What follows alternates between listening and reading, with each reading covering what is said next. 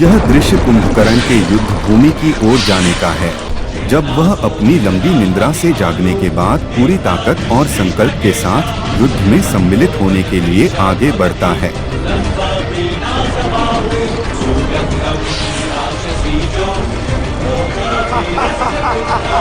उसकी विशाल काया भूमि पर कदम रखते ही धरती गूंज उठती है।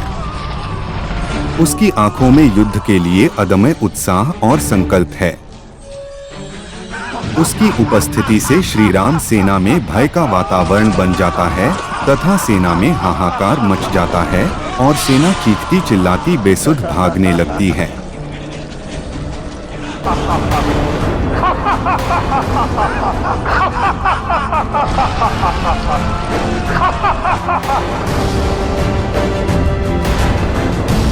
यह दृश्य युद्ध भूमि के महत्वपूर्ण मोड़ का है, जहां श्री राम अपने धनुष के साथ राक्षसों के महायोद्धा कुंभकर्ण को चुनौती देते हैं।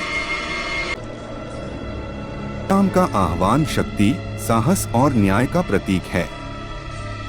यह दृश्य श्री राम और कुंभकर्ण के बीच तीव्र युद्ध को दर्शाता है, जब दोनों महान योद्धा एक दूसरे पर अपने शस्त्रों से प्रहार करते हैं। श्री राम जो अपने धनुष और शक्तिशाली बाणों से कुंभकर्ण पर आक्रमण करते हैं, वहीं कुंभकर्ण अपनी विशाल शक्ति और भारी हथियारों से श्री राम को हर संभव चुनौती देता है।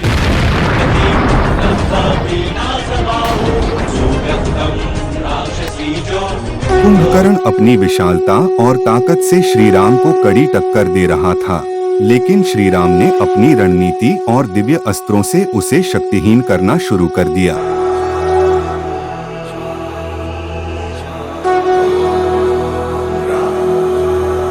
यह दृश्य श्री राम के दिव्य अस्त्र शक्ति अस्त्र के द्वारा कुंभकर्ण के एक विशाल भुजा को काटने के महत्वपूर्ण क्षण को दर्शाता है।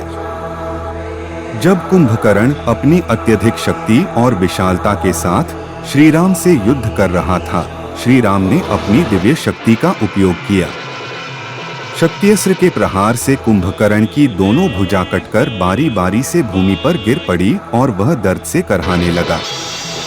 बाद में श्री राम ने दिव्य अस्त्र से कुंभकर्ण के शीश को धड़ से अलग कर दिया।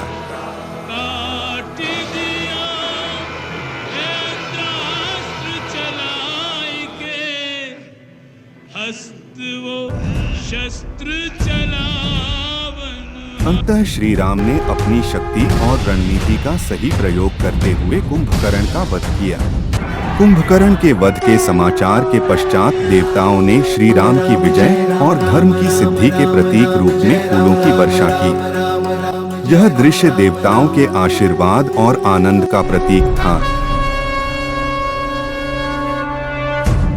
वहीं दूसरी ओर कुंभकर्ण की मृत्यु का समाचार लंका में आते ही शोक की लहर दौड़ पड़ी।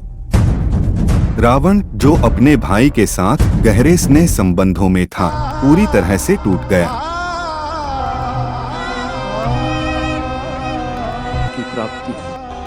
उसका प्रिय और महान योद्धा अब जीवित नहीं रहा और युद्ध की दिशा भी राक्षसों के खिलाफ थी।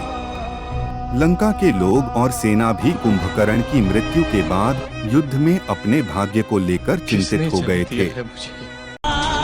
कुंभकर्ण की मृत्यु ने रावण को मानसिक और भावनात्मक रूप से बहुत आहत किया। उसका आत्मविश्वास टूटा और उसने अपने प्रिय भ्राता की हानि को गहरे शोक के रूप में अनुभव किया। मेघनाद, जो रावण का पुत्र था, अपने पिताश्री की स्थिति को देखकर समझता है कि लंका का भविष्य संकट में है।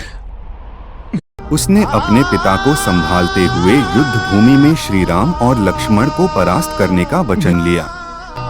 यह क्षण मेघनाद के साहस और अपने परिवार की रक्षा के प्रति दृढ़ संकल्प को दर्शाता है।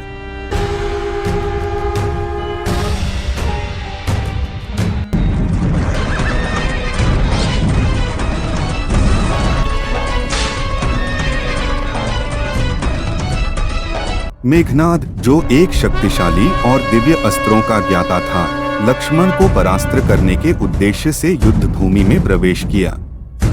उसने पहले लक्ष्मण को चुनौती दी, तदोपरांत युद्ध आरंभ हुआ। मेघनाद और लक्ष्मण ने दिव्यास्त्रों का एक दूसरे के ऊपर प्रयोग करना